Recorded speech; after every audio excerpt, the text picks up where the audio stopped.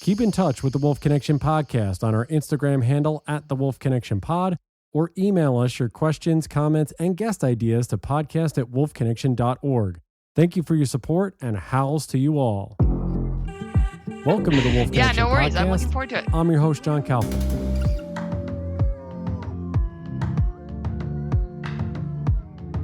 We continue with our Denali Wolf coverage, and very thankful to Nicole Schmidt for connecting us with this incredible filmmaker and photographer who we want to announce that her film that we'll be talking about today, among other things, will be premiering at MountainFilm in Telluride, Colorado, I believe in May, but she can correct me once we get started. But she got her master's in fine arts at the University of BC in Vancouver and a bachelor's of fine arts in photography at New Mexico State University. She's coming to us from British Columbia in Canada currently, and that is Ramey Newell. Ramey, it's so nice to meet you, and I think I told you before when we were messaging or emailing, the trailer for your film is incredible. It really sent goosebumps up my spine, and that's not just blowing smoke. It was well done. I can't wait for the film to come out, but how are you doing currently right now?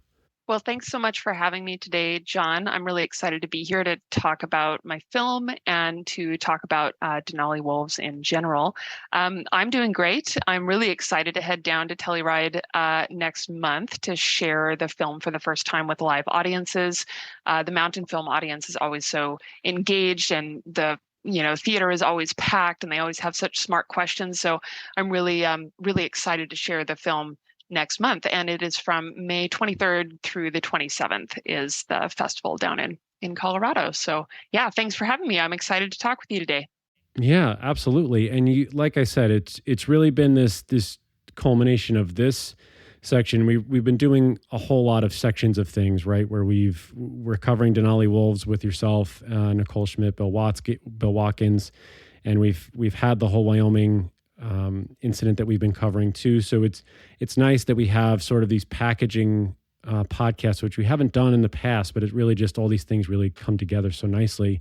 Just give everybody a background for you, because it's anytime there's a creative on or somebody who's in the media in terms of filmmaking or photography or whatever it may be in those mediums, where does this all begin for you? Where was that passion? Was it always about photography and filmmaking and incorporating wildlife from a young age, or did it just grow over time? Yeah, I mean, I think I've always felt a pretty strong connection to non-human animals ever since I was a little kid. That's been the case. So I think I've always had an affinity for thinking about our relationships to other creatures, whether that's the creatures that we share our homes with. I'm a avid dog lover. I've had dogs my entire adult life, and I love sharing my home and my life with non-human animals, and beyond that, to the wild creatures that we may be so lucky to have an encounter with, whether that's just watching birds out our back window, or whether we are so lucky as to see a wolf or another large predator in the wild. So I think since a really young age, I really just had an affinity for the natural world and for animals. In terms of my creative endeavors, I started taking photographs professionally at a pretty young age. I was like 21 or 22 when I started photography professionally, maybe 22. I did a lot of work in the editorial sphere, so I did a lot of sort of outdoor and adventure photography. I was a rock climber for a long time, and so I did some climbing photography. Some commercial photography for outdoor brands and stuff like that. And then in my late 20s, I decided to go and finish the bachelor's degree that I never did when I was younger. And so that was sort of my foray into the realm of more conceptual or fine art photography. As you mentioned, I completed my BFA at New Mexico State University in photography.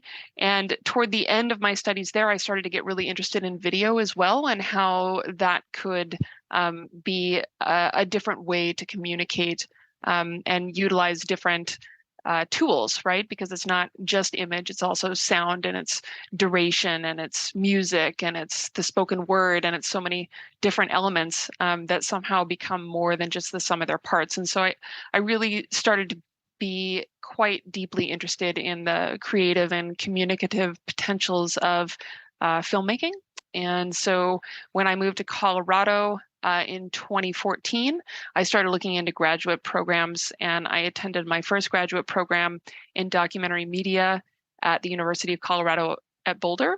And then I completed my MFA in visual art at UBC, as you mentioned, and my thesis work included video and moving image work there as well. So it's been sort of an evolution, I think, over the course of my life that's a little bit cumulative. There's not really any, single incident that I can point to or any moment in time where I'm like, oh, that's when I knew, X, Y, and Z. It's just sort of all of those things coming together over time. Yeah. I just talk about the evolutionary process because there was a similar track for me. I think if you're ever offered the opportunity in say a high school or a secondary school, as you're growing up and you get the chance to work in whether it's videography or photography, and then you sort of advance and those things sort of stick with you and you go, oh, this is what I actually want to do. You talk about the elements and you're so right, is looking at just the still image and how powerful a still image can be, whether it's for photography, and you move into, as you say, moving pictures and sound and background and this whole thing. Where do you still walk the line for both of those things? Where do your, again, I don't want to say your passions, but where are your focuses mostly nowadays? Is it mostly in the film portion and photography is sort of like a side deal, the other way around? Are they even? Where does that split lie for you creatively? Yeah, that's a good question. I think it sort of oscillates. I tend to try to maintain a pretty diverse practice so that I don't burn out on any one thing. This film, A Good Wolf, that we're talking about mostly today, has been pretty much consuming my life for the last 5 years. And so I'll probably be ready to move on to maybe something a little bit different.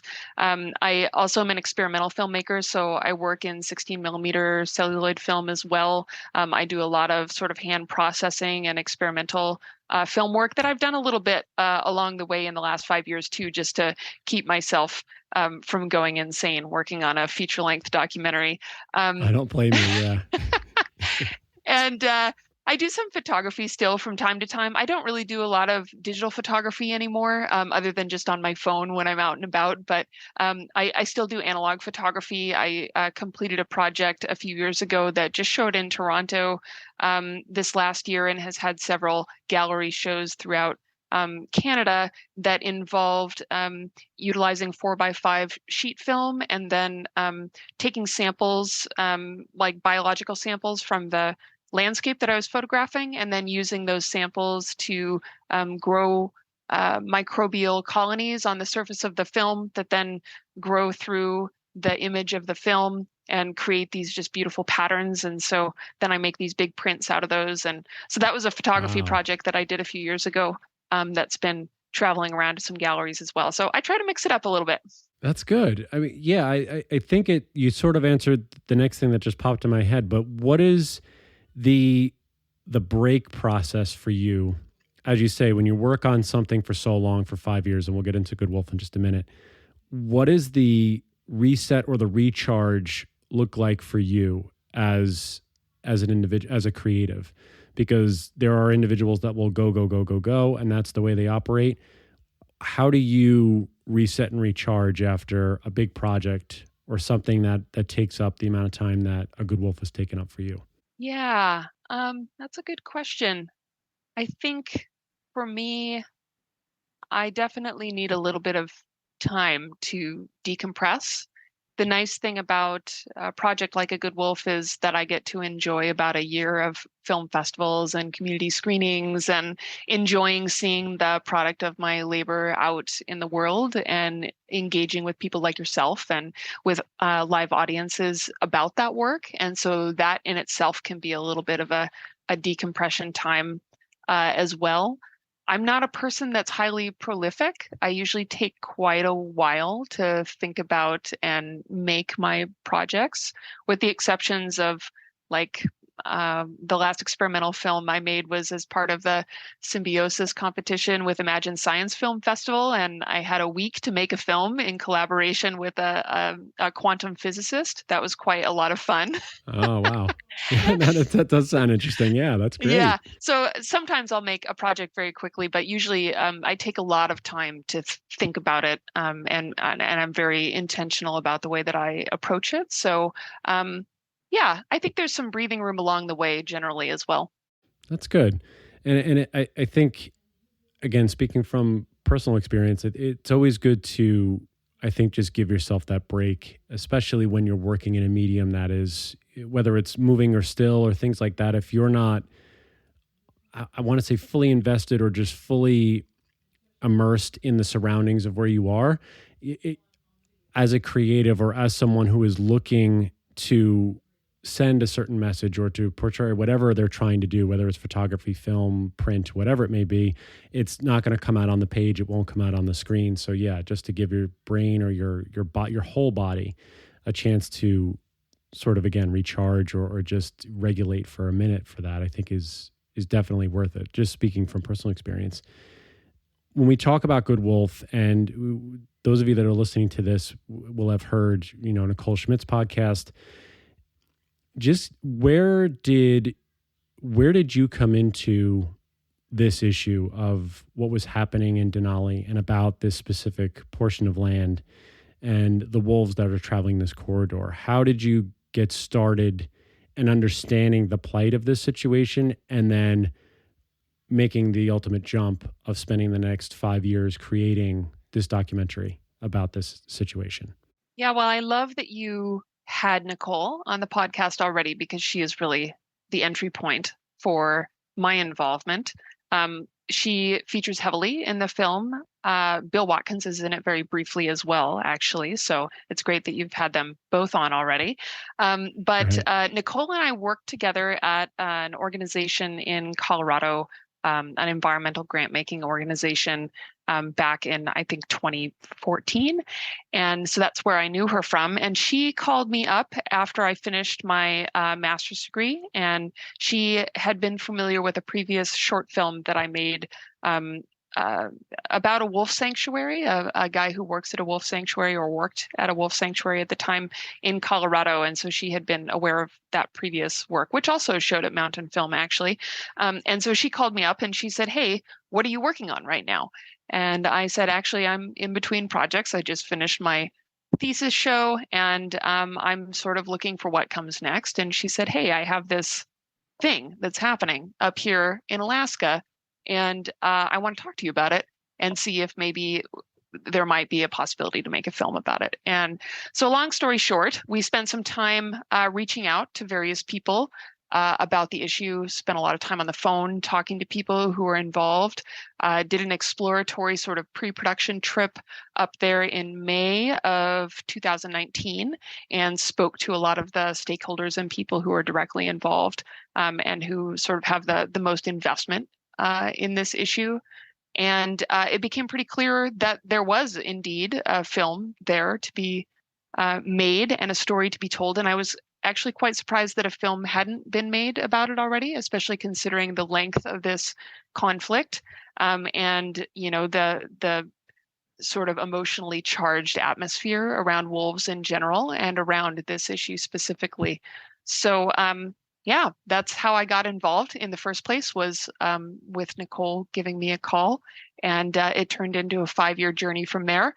Probably wouldn't have been quite so long, except we did get derailed by COVID for 1.5 years. So yes, we did. Yeah. I mean, talk about the there, because I'm actually I'm glad you brought this up, because this is, again, as myself and Stephen know, wolves are a lightning rod in some places, in many places, whether it be for good or bad, however you want to judge it. But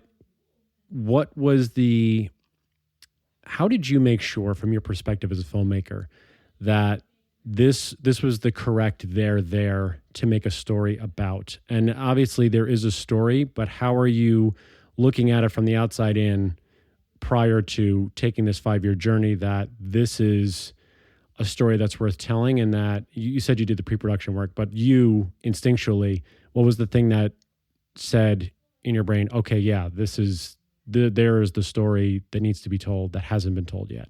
Yeah, that's a great question. I think that, it is on some level an instinctual process, right? As filmmakers, we have a lot to sift through when we're researching a potential film. We have to make sure that, that there is a story there to tell that hasn't been told in this way before, that will resonate with audiences. That's more than a surface level story.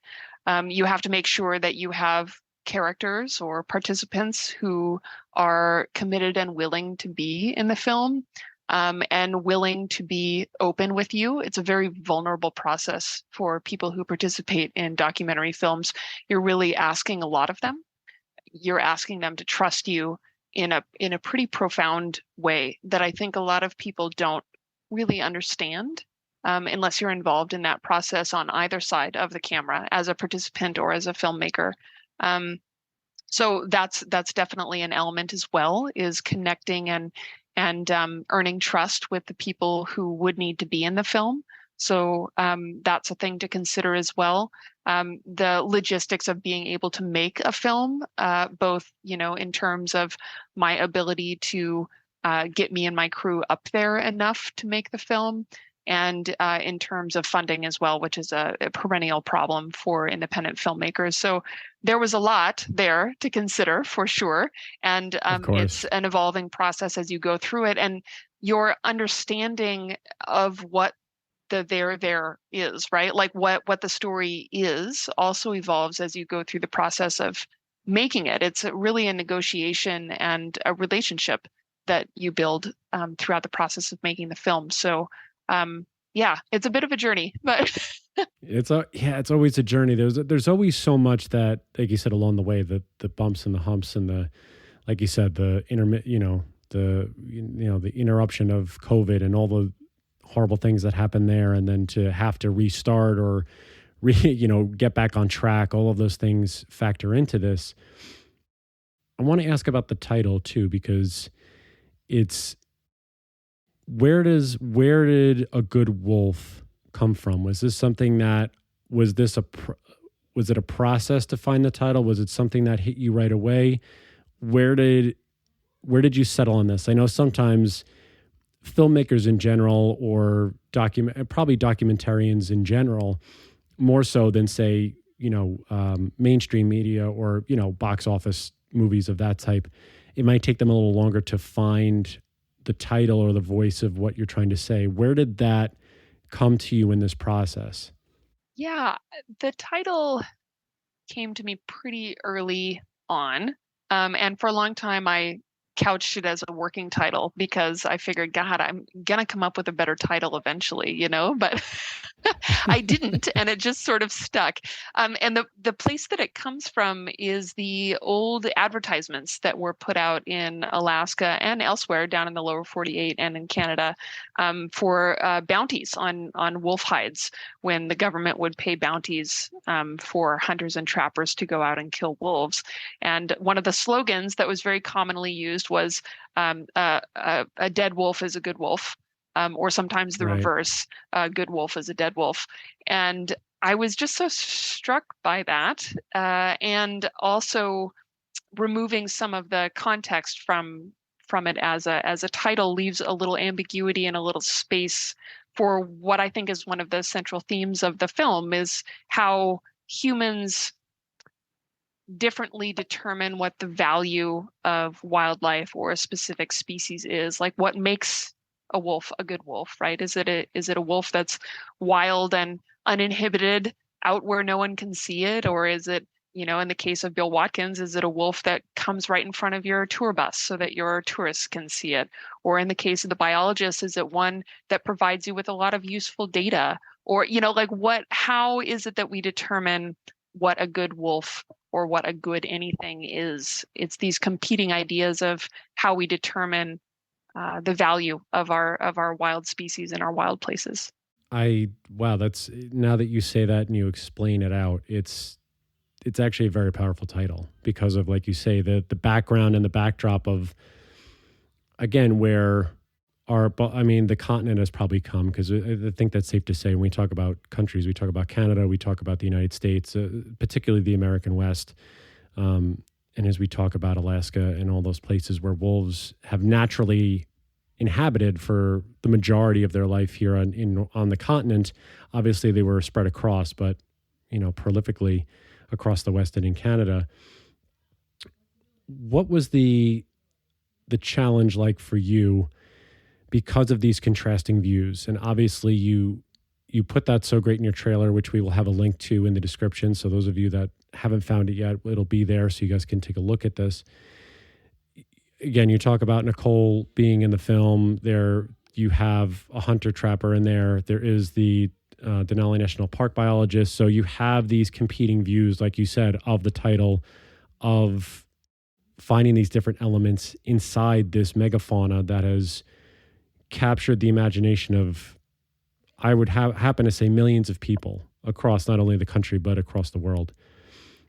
How do you balance that to make sure that the story is getting told correctly in the way that you want to, and like you said, to make sure that those that are trusting you in the filmmaking process as participants are making sure that it is done the way that the story is being told the way you want it to be told, and so that everyone gets their equal time or their story told in a way that's good or inviting for them. Yeah, I mean, now you're speaking my language, right? I teach documentary at University of British Columbia, and one of the first things that I talk to my students about in my documentary class is ethics and the role of ethics as a filmmaker, a documentary filmmaker, and how central that is to my own practice. From day one, it was really vital to me that this story be told from multiple viewpoints. And there's a lot of nuance and a lot of complexity to trying to tease out those different viewpoints and their differences and also their similarities. By the end of the film, I hope that people come to see the commonalities between them, because there are actually more than you might think. And so that was really important to me from day one, right? And I'm a person that it's always been fairly easy for me to understand where another person is coming from rationally or logically. I may not agree with them, but I can understand where they developed their worldview, how they came to these views. And that's fascinating to me. And with something, like you said, that's so captivating for so many people, wolves occupy this really symbolic, almost ideological space for so many people in various ways, right? Whether it's the big bad wolf or whether it's, some symbol of wilderness and almost a spiritual symbol for a lot of people. And so it was really important to me to be able to give voice fairly, not necessarily objectively, because I don't think that exists. Nobody makes a film in a vacuum. We're all humans. Right. But it was really important to me to be fair. And I had to turn down quite a bit of money from some people who wanted me to make the film in a certain way. And that was okay with me. I really stuck to my vision as a filmmaker and the way that I wanted to make this film. And I was also very committed to making sure that my participants felt heard and respected, and that they felt comfortable with the way they were being portrayed. They all saw their own footage in its entirety after I had edited together the film. And I wanted to make sure that they felt comfortable with how they were being represented. So that's really important to me as a filmmaker. That's extremely important, and such anybody who's listening to make films, I think that is such a valued and important thing that you accomplished, I think. And I have not seen the film yet. I can't wait to see it. But for you to take that stance of, like you said, of ethics and your own personal belief of how the film should be done, I think I give kudos to you for doing that. As I'm not speaking for others that, take the money and do whatever they need to do. And everybody's journey is different, obviously. In any of these cases, it doesn't have to be about necessarily wolves. But for you to do that, I think is really striking in this, in a good way, as we talk about this issue, because it is so polarizing. Because I'm sure you noticed that. When did you? That leads into my next question: is when was the point that you realized, oh, okay, we're really doing this, and this is, was there any uncomfortability for you as you're diving into this, because it's 5 years, it's a good amount of time? Was there any point where you're like, oh, okay, like we're in it?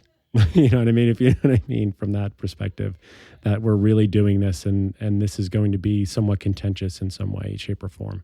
Yeah, I was pretty clear from the early stages. I think one of my first contacts up there warned me that I'm quote unquote kicking a hornet's nest. And so I was pretty aware from the get-go that there would be a fair amount of contentiousness around it. Mhm. And that also helped to inform my approach and the way that I spoke with people and the way that I presented my intentions about the film. And it became pretty clear that, you know, independent filmmaking is a bit of a roller coaster. One day, I bet, yeah. one day you're like, oh, this is amazing. This film's going to be great. Like that shoot went so well, or, whatever. I just got a bunch of money, or, an infusion of funds. And then literally a day later, you're like, what am I doing with my life? This is terrible. I'm not, this is just a roller coaster.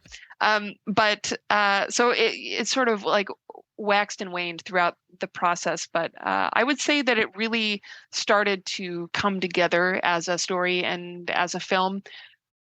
Ironically, right at the beginning of COVID, we happened to be up in Alaska filming at a government regulatory meeting up there that was taking place in February of 2020 and into March. And a lot of things were coming together for the film. We were given access to a lot of really important aspects of what would turn out to be the overall story arc.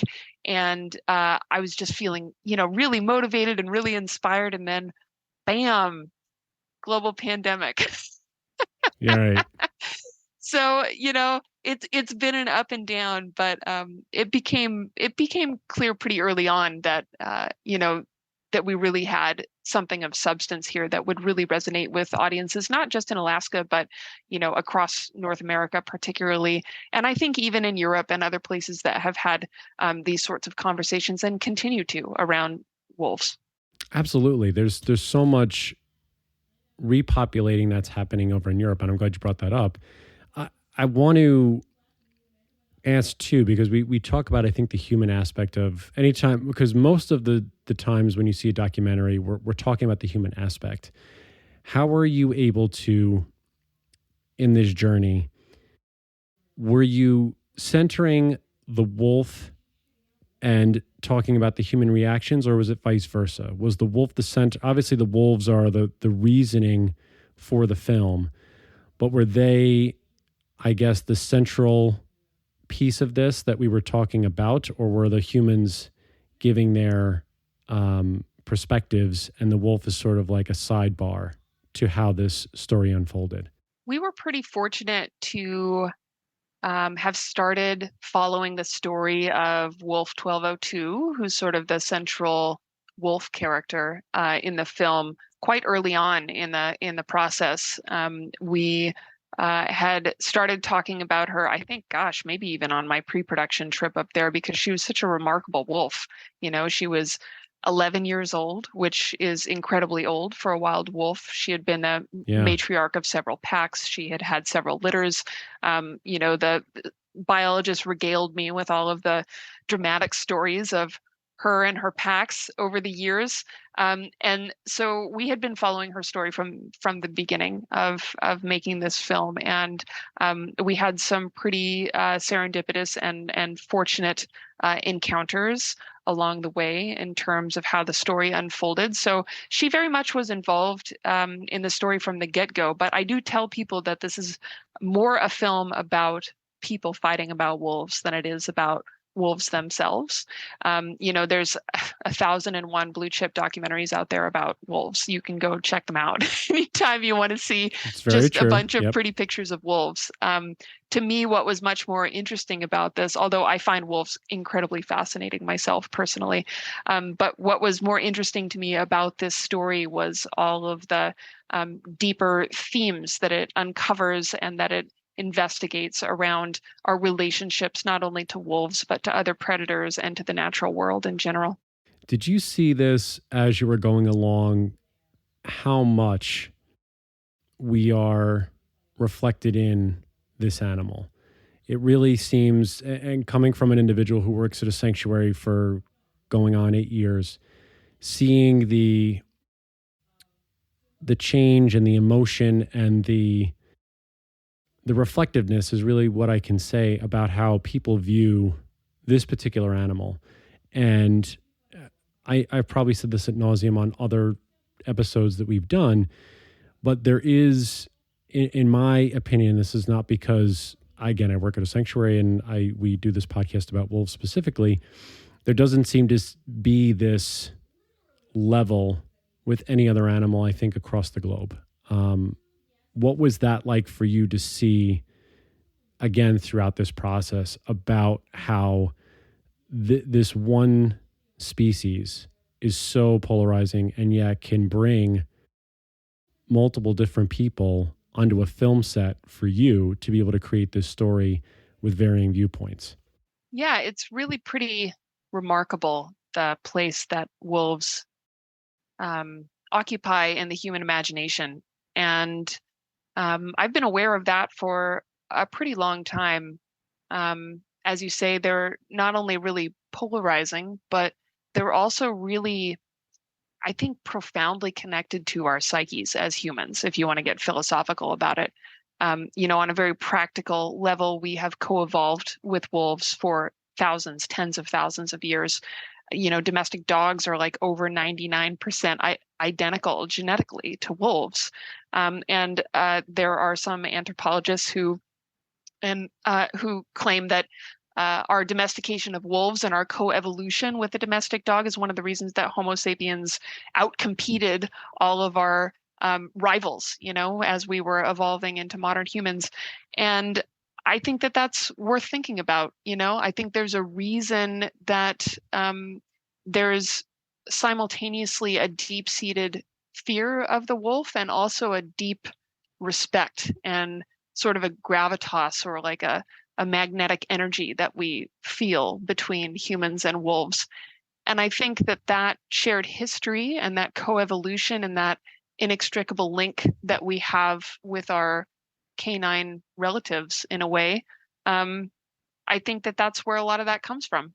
And so, yeah, I mean, wolves occupy this space, this symbolic space that they become much more than their biological status as a species, right? They come to represent so many things to so many different people, and that's sort of the angle that I came at it from, is what is the wolf representing to these different groups of people, and how are they trying to navigate that, and how are they trying to, or are they trying to find any common ground, and how do you move forward, Right. Exactly. How do you do that? Did you pull anything from Wolf Call, which was your 2018 short? Like, was there any practices that you used, or any imagery that you maybe not necessarily took from it for this project, but were there any correlations for you to be able to learn how to tell this story? Or was this basically clean slate? Good Wolf is going to be a little bit different. How did that maybe help you to work with wolves in a sanctuary, understanding that balance between human and wolf, that relationship between human and wolf, as you took on a larger project, a larger scale project? Yeah, I think my experience in making Wolf Call at the sanctuary, and that was just me, and I went out several times to film with the folks at Mission Wolf in Colorado, and I definitely was struck by just the conviction that everyone had who was working or volunteering there. and also the connection that people seem to have when they came to visit and spend time with their ambassador wolves. And I found that pretty fascinating. And I think I definitely carried some of that with me just in terms of background knowledge and understanding that space that wolves occupy for people.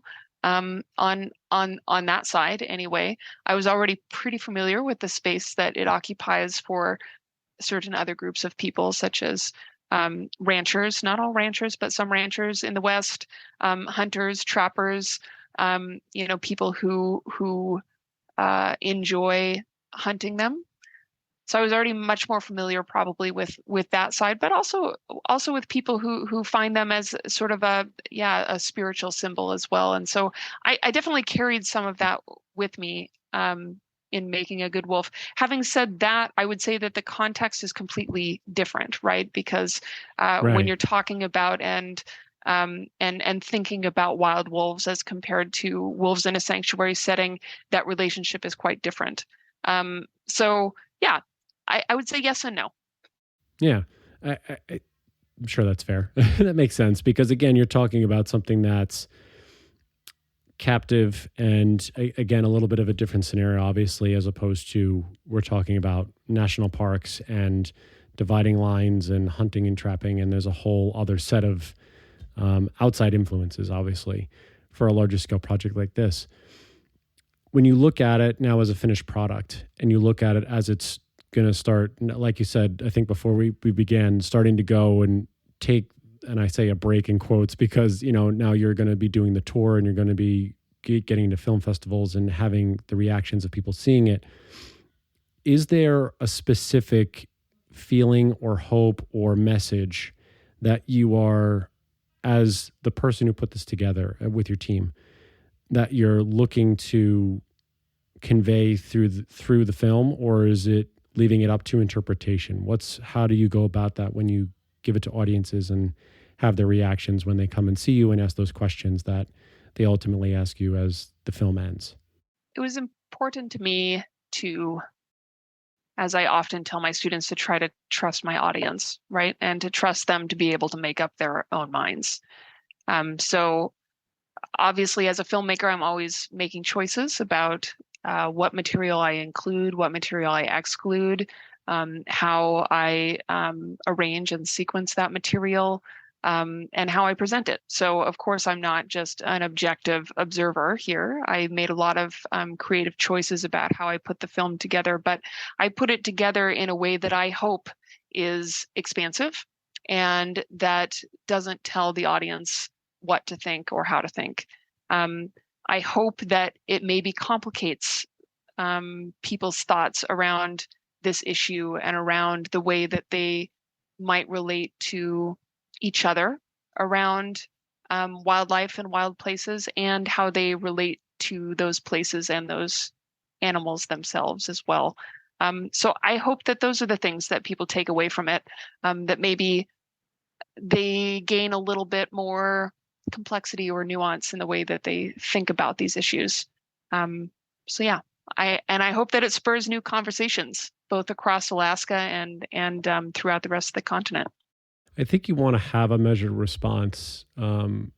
Just speaking personally, I mean, for me, I think that's the greatest approach. Yeah, and I agree with you. It's just to have people not to coax anyone into a certain belief or a certain reaction, but to have these measured conversations and to somehow have compromise. And this is what we've been speaking about for the last almost 4 years now on this podcast, is about having those conversations and getting people into the uncomfortable space of being in the middle, which unfortunately shouldn't be uncomfortable because we should be able to compromise in some way.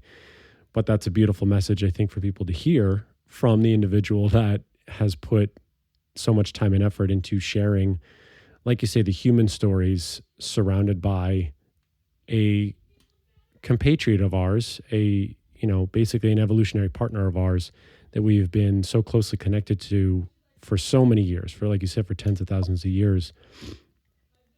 So when people hear this, and obviously we mentioned MountainFilm and Telluride, what is the schedule, or what is your plan, or what is the plan for A Good Wolf in terms of film festival, theatrical release? Where do you go from here now that it is accepted into one? What's the process now look like for you as you go forward with sharing the message and getting this film out to the public?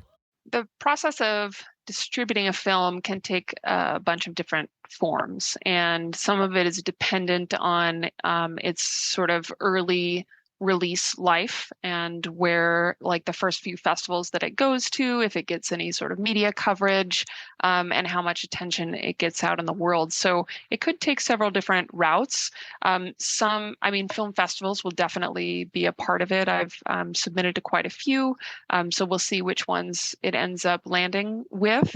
On top of that, I'm working with Alaska Wildlife Alliance to make sure that we plan some community screenings throughout Alaska, which they'll be present at as well, to help to have conversations with Alaskans around this particular story in this particular place.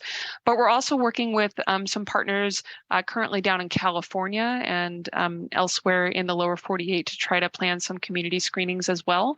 So that'll be a big part of our strategy for distribution. It's really important that this film reach people, particularly in the Western states, because most of the states in the West have similar decision-making processes for the management of wildlife, which is one of the key sort of takeaways of this film. Is a lot of Alaskans are completely unaware of how wildlife decisions are made in terms of how they're managed as a public resource.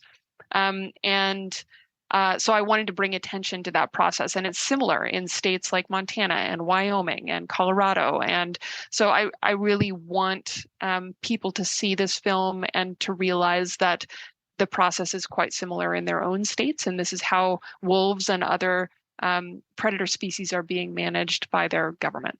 That's a great message. Do you feel that this is a track that you will continue on with wolves in particular, or another animal in particular? Or do you think you'll take a break from this type of story, this type of animal? Where do you see yourself down the line? Of course, this isn't immediate, but where does this sit in your body, your mind, about doing another film or another story similar to this? Well, John, I can't claim that I've ever been able to predict where my filmmaking life will go. That's true. Had you told me 5 years ago that I'd be sitting here now talking to you about a documentary that I've been working on for 5 years up in Alaska, I would not have believed you. So I don't know. On one hand, I always joke that I don't want to make any more films about wolves. But on the other hand, again, it's just such rich territory for telling stories not only about the natural world, but about our relationship to it because of that symbolic space of the wolf. So I don't know. I'm pretty open. I'm exploring a few different avenues for some options for my next film. I'm really, thematically interested in our relationship with the non-human world, with the land. I'm really interested in the climate crisis and the research that's being done around that, especially in the far north. I worked with some permafrost researchers up in Alaska to make a little short piece about the work that they're doing as well. So I don't know where I'm going from here. We shall see what opportunities come up. Yeah, and I love that because it's so complex and there's so many things to talk about. I mean, there's never a shortage of ideas or places to go or stories to tell. And that's the beauty of this whole situation. Ramey, where's the best place that people can not only see all the other work that you've done prior to this, but to get information about where, one, to see the trailer for A Good Wolf, to check out where the places, to keep up on where it might come by, like you said, to these other states? What's the best place or the best places for them to go, whether it be social media or otherwise? Great. Yeah. They can go to the film's website is www.goodwolffilm.com. And I'll be updating that here shortly and adding a section for upcoming screenings. You can also join the mailing list on the website there, and you can see the trailer there as well. So you can always check out the website for the latest with the film. Like I said, I'll be updating it here in the next couple weeks to add upcoming screenings. And then in terms of social media, you can find me quite easily. I'm apparently the only Ramey Newell in the world, because if you Google me, I'm very easy to find. So I'm on Instagram, I'm on Facebook. You can find me on social media there. That's perfect. That's really, really great. And again, we will have all this stuff in the description of the podcast so that if you all don't want to, you just want to go to one place, you can find it all, and then you can click and find all the stuff for Ramey as well. My last question for you is, when you hear the word wolf, what is the thing that comes to your mind? Yeah, I think partner. I'm just so struck by our relationship with them for millennia, and it's just so apparent to me, especially as a dog lover. And it's funny because the trapper in the film, he always likes to poke at, who he calls whiny wolf worshippers, quote unquote. But he likes to say a wolf isn't a Labrador, right? And on one hand, he's right, but on the other hand, he's so wrong. Because that's exactly where they came from. And the bond that we feel with our dogs is a direct product of that bond that we've had with the wolf for so long. And so, yeah, that's what I think of. I think of partner. That's beautiful. Ramey Newell, thank you so much for making the time, for allowing us to help you promote this film. I think it's going to be a gigantic success. It's really going to, I think, get people in the conversation. So thank you so much for making the time and explaining your process and this beautiful film that's coming out. Thank you so much, John, for your time. It's been a pleasure to speak with you today. Absolutely. Just hang tight while we sign off. How's to you all out there? We'll be with you next time. Bye, everybody. Looking for more information about Wolf Connection or the podcast? Please visit our website at wolfconnection.org, where you can donate, sponsor a wolf, or become a volunteer.